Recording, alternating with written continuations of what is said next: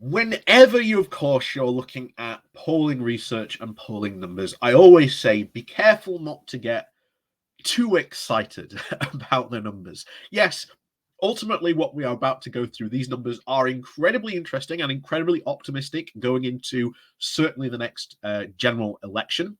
And it does look like the cost of living crisis is going to be heavily punished by the British electorate. Like I say, it's hilarious, and trust me, Rishi Sunak has been absolutely ripped to shreds this morning when he said, "Oh, the tough work starts today," or that sorry, no, it was yesterday. He says the tough work starts tomorrow, but the Tories have been in power now for the past 12 years. What about the hard work of those past years? It doesn't really make sense. And we have seen what the Chancellor has put out, or the Treasurer, should we say, has put out today in his spring statement, and it's quite frankly not enough, and it doesn't help the right people, namely the most poor in this country. Like I say, 5% off fuel. Not really going to help. Not really going to help the most poor in the country, and especially money cutting the VAT off energy saving devices. Again, not exactly going to help, shall we say, the most poorest people in the country when they are crying out for help at this very moment. There was nothing specifically announced to help them. It all very much seems to be very much geared towards helping, shall we say, the more wealthier people have a bit more of an easier time during this very hard and, well, cost of living crisis that the Tories have, well, governed themselves into a paper bag with. And of course, as always, when you look at these numbers, they are indeed very promising. Again, I want to repeat again, we've just had another update on Labour local Labour parties voting for proportional representation. We are up to 316 now, I believe, local Labour parties that have now voted for PR to be added to the Labour agenda and be on the next, Tory, not Tory manifesto, Labour manifesto. So that does indeed bode quite well. So it's not just the small parties like the Greens and the Libs who are now pushing for this, it's also Labour pushing for it. And as I've said before, whenever we cover this, it's not just the House of Commons that needs reforming as well, it's also the House of Lords. And if anything, the House of Lords needs reforming desperately, desperately. We've seen so many scandals very recently, but it's shocking that no one's paid too much attention to very often the open corruption that often happens in the House of Lords. But then again, that's a topic for another time. But anyway, let's go looking into this article, have a look at these numbers, because again, they are very, very interesting. And a lot of Tory MPs lose their seats, including Boris Johnson. So before we go diving into this, please do remember to hit that like, share, and subscribe button. And of course, down below, there are links to my Patreon page and a one-off link called Buy Me Coffee, where you can, well, buy me coffee. And as always, thank you very much to all those people who do support the channel that way. So let's go over to this. This comes from The Mirror with the title of "The Tories are set to lose a majority over the cost of living crisis as the Brits left crying out for help." The Tory majority would be wiped out in a general election held tomorrow, a new poll shows, with the Brits' looming cost of living crisis now threatening to engulf Boris Johnson's government. The new NPR research carried out by Survation, the campaign group 38 Degrees, found that 92 Conservative MPs would be voted out, and Labour would be the largest party in a hung parliament with an estimated 293 seats to the Tories' 273. The data, which brings together a new UK-wide poll and separate forecasting analysis, predicts that the Prime Minister Boris Johnson would even lose his Uxbridge seats to Keir Starmer's party by a 9-point margin. That's 50% to 41%. The analysis also puts Labour ahead of the Conservatives among voters in the 50 to 46 age bracket, which have strongly favoured Mr. Johnson back in 2019 by just 2 points, 39 to 37. It also comes just hours before Rishi Sunak's spring statement, as the Chancellor faces growing demands to invest in households as they are braced for soaring energy, shrinking wage packets, and rising energy bills. And like I say, if you haven't seen anything today, those are the two main takeaways that we just mentioned earlier. Doesn't look like it doesn't look like at all that Rishi Sunak's going to help out those poor households who need the help the most. So anyway, back to the article. The research also underlines the scale of the cost of living crisis, with at least 3 out of 4 people, 74%, saying that their energy bills are now higher, and 55% saying that they are paying more for transport than last year. And again, as I've said before, transport hugely important. I always bang on about transport constantly because transport is such a key integral part to how Britain does its work and gets the economy moving. If people aren't moving, then they can't get to work. If they can't get to work, well, they aren't contributing to the economy. So anyway, back to the article. So 4 out of 5 people, that's 97%, also said that they were paying more expensive for groceries, and at least 71% increased fuel costs.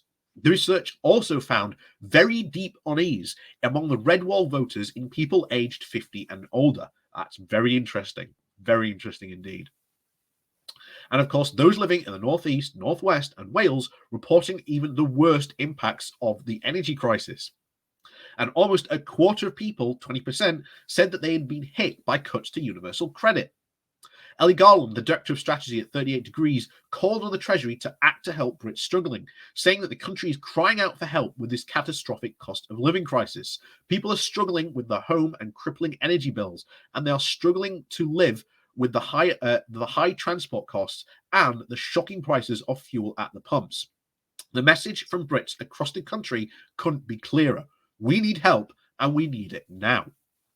This is the picture of family strugglings just isn't enough for Rishi Sunak, and we can now see the political consequences of failing to act on Wednesday. It also comes after the money-saving expert Martin Lewis said that he had run out of tools to help people and urged the government to step in. He said on Sunday, "I've been a money-saving expert since 2000, and I've been through the financial crash, I've been through COVID, which is mitigated by some of the measures the Chancellor put in place. This is the worst. Where we are right now, this is the worst." When I'm reading messages from people saying that money prioritization used to go, but I don't go to the hairdressers, or I don't go to the pub and have a takeaway. Now it's all about prioritizing feeding my children and feeding myself. That is simply not attainable in our society, and there's some absolute panic, and it has not even started yet. And he's right, absolutely right there. All this hits in April, and it's going to get worse. I cannot predict just how bad this is really going to be. So anyway, the Survation Professor Chris Hattie of NPR's analysis correctly predicted the outcome of the 2017 general election. Professor Hartley of the University of London said the cost of living crisis is a real headache for the Conservative Party because it is incredibly broad-based. We can think about a complete triple whammy. First, there are the increase in fuel costs, which land heavily more with car owners who tend to be more affluent. And then there are always less likely to live in big cities and lean labour. Second, cuts in state support are more of a problem for the working class voters who the Conservatives might want to appeal on for the cultural issues. Third, this increase in energy costs are so big that there's a problem for just about everyone. You can't have a major increase to the cost of living for about 80% of the population and not expect the governing party to pay some kind of price for that. The Survation on 38 Degrees did conduct two separate polling research exercises. One was with over 2,034 Brits who were based in and around the Tory sleaze allegations and the cost of living crisis, with fieldwork carried out between the 4th of March and 7th of March. The second was with NPR, the multi-level regression and post-stratification analysis, and this was data on voting intention, was input into the NPR model, and used the fieldwork to hand over 3 waves of polling carried out between November of 2021 and March of 7th, 2022. A total sample size with over 8,000 people. So as you can see, that's quite a chunky sample size. That is quite the chunky sample size we've got there.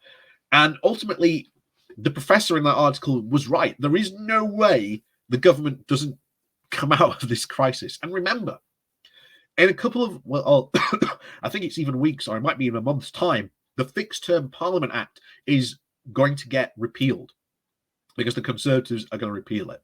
There's nothing any other party can do. As we've said before, they've got a massive majority. They're going to do it. And that means they could call a vote maybe in November of this year. They might decide to have one next year, but they're certainly going to have one in 2024. So we don't know when the next general election is going to be. And very recently we've had as well that Boris Johnson, from I can't remember, one of his inner circle said that Boris is now entering a 2-year campaigning mode. So Boris Johnson is saying, forget governing.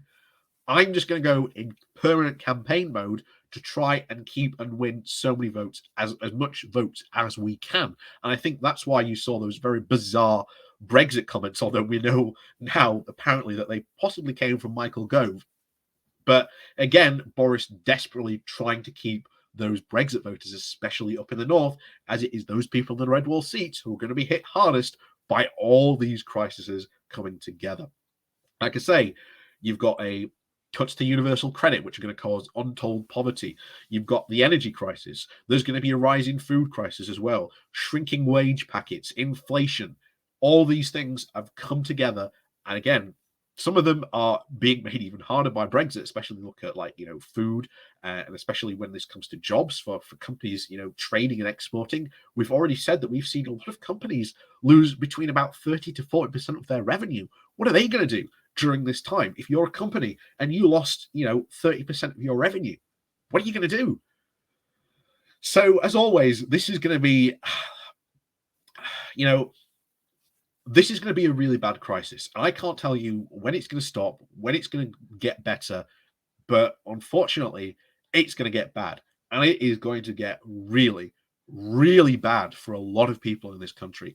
And a lot of people are going to suffer at the hands of, essentially this Tory government, because the Tories just don't want to do anything because, they don't care.